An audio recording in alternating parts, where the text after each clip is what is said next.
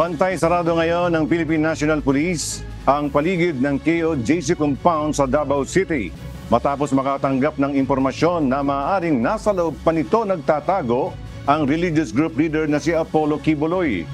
Ayon kay Police Regional Office Region 11 Director Police Brigadier General Nicolas Torre III, may lawak na 30 hektarya ang compound at mayroon itong higit 40 istruktura na bilang na ang hangar na konektado umano sa Davao International Airport. Bagamat isinuko na aniya ng Apollo Air ang kanilang lisensya sa Civil Aviation Authority of the Philippines para sa kanilang air assets, hindi pa rin umano maisasantabi ang posibilidad na tumakas na si Quiboloy. Lalo na't nakita umano kamakailan ang paglipad ng isang helicopter mula sa compound. Well, mayroong way. Kung way lang ang pinag-uusapan kasi nandun ang hangar niya. Ang hangar niya may private taxiway yun papunta sa Davao International Airport.